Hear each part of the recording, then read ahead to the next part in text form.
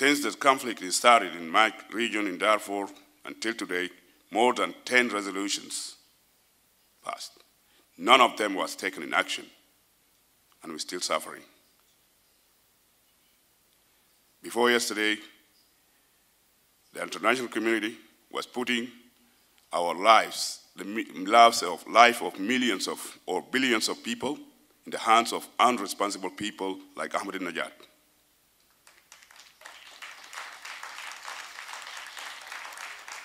They are coming to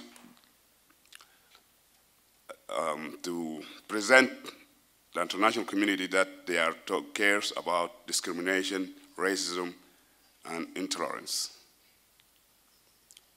When you hear the speech itself and how they were just acting, that's I will say this is racism council which is taking place in the Human Rights Council.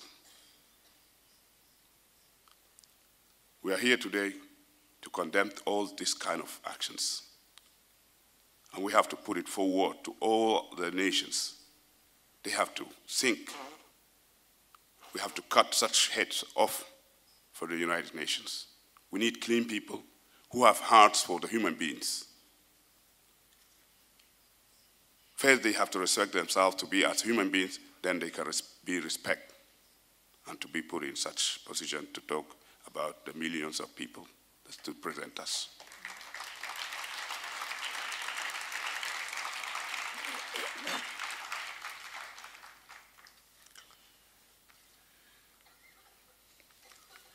As we know that we are running out of time. I have a lot of stories to tell you, many life stories, what I survived and what I hear and what I have it.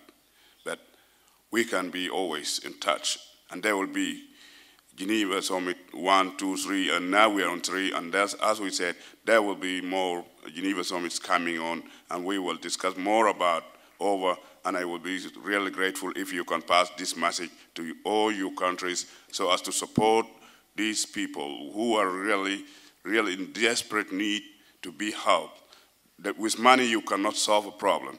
You can feed a few people, but with your words you can help millions of people who are really in this, in your need, in your help, as you help. So thank you for your listening. God help you and bless you for your listening, and did you in peace, please.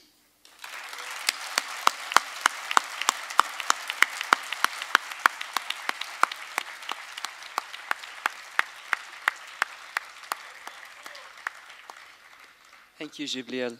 And we know that we must make a long-term commitment to the survivors of the genocide in Darfur, because genocide, as I said before, does not stop. It continues in the lives of the survivors, in the minds of the survivors. Recently, a woman who shared a testimony with us invited me to her home. Her name was Ansila. She was a 70-year-old woman. And I went to her home, and she shared with me, her home was about the size of this table, and she shared with me that her radio was stolen the week before. And it was a mud hut. She said, because my radio was stolen, I had to invite my neighbors to live under the same roof. And so she and her neighbors built a wall in the middle of her home. And on the one side they lived, and on the other side she lived. And we sat and we talked for hours and hours and hours. And at one point she leaned in and she whispered to me. And she said that the people living on the other side of the wall killed her family. This is what it's like to live as a survivor in Rwanda. And for the survivors who make it out as well, they still live with the genocide as well.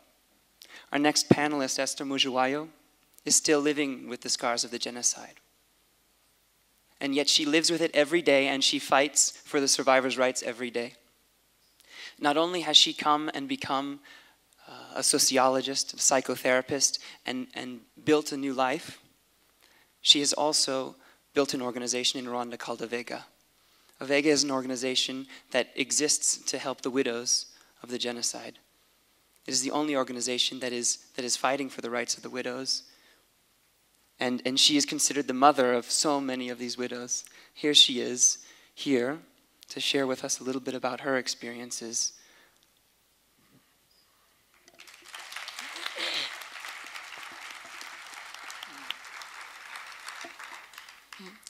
Thank you, Harold. Je vais parler en français. Merci, Harold, et merci à tout le monde, à tous les participants. Je suis toujours émue quand je peux parler maintenant. Il y a 15 ans, il y a des gens qui nous invitent, qui nous écoutent, qui prennent soin, qui nous aiment, pourquoi pas. Et ça fait un sentiment bizarre.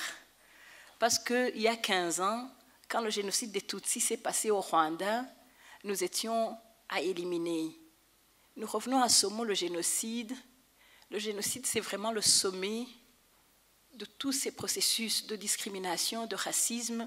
Et à la fin, on en arrive à l'étape finale. On dit, ce groupe de gens, ce peuple est à éliminer systématiquement de la face de la terre. Ce n'est pas des choses, c'est pas des mots en l'air. C'est des mots qui sont enregistrés. C'est des mots que notre radio, la radio de notre gouvernement, disait officiellement. C'était dit, il y avait des chansons, très bonnes mélodies. Et qu'est-ce qu'il disait? Exterminons-les, exterminons-les.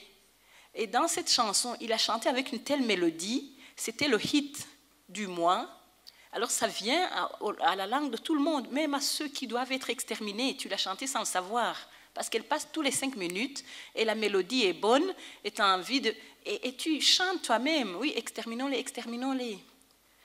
Je voudrais vous dire, un génocide, ça ne tombe pas des nues. Ce n'est pas tout d'un coup, comme les médias ont voulu le dire en avril 1994, quand ça a commencé au Rwanda, ils ont tous dit, mais on ne peut rien y comprendre. Vous savez, ces Africains, c'est des barbares et des sauvages. Quand ils se lèvent, ils prennent la machette et on n'y peut rien.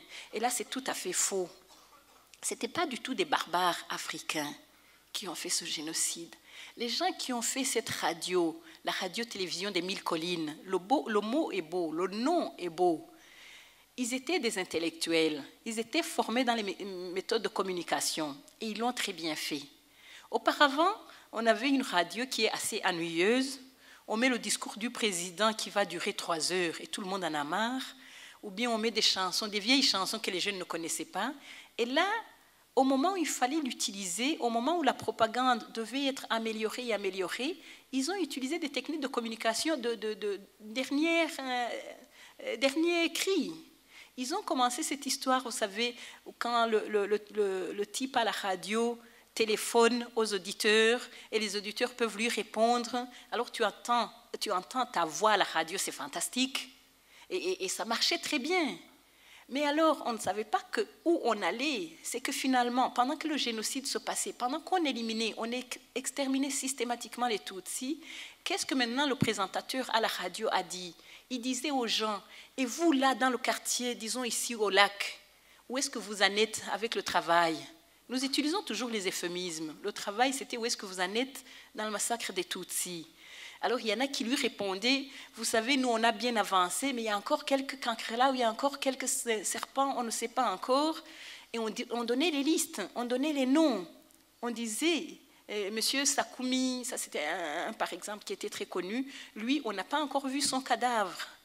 Ou alors, il fustigeait ceux qui, là où il n'avait pas beaucoup travaillé, il disait la tombe est à moitié vide. Il nous faut encore des gens pour la remplir. Donc, je voulais vous dire, ça, c'est des choses auxquelles on a assisté. Je reviens beaucoup à cette radio parce que pendant qu'elle commençait à émettre, il y a eu des protestations. Nous avons dit, ça, ce n'est pas la liberté d'expression. Non, nous avons dit, ça, c'est une radio de la haine. On nous a répondu, c'est la liberté d'expression. Chacun peut dire ce qu'il veut. Et chacun peut dire ce qu'il veut a amené à l'élimination d'1 million de Tutsis. Et ça a été fait en 100 jours. Donc il faut vous rendre compte à quelle rapidité ça a été fait. Et c'était fait d'homme à homme. Ce n'était pas par machine gun, ce n'était pas par des mitrailleuses. Ça, c'était une chance. Si on pouvait être tué par balle, il fallait la payer. Sinon, c'était la machette, et c'était la machette de ton voisin.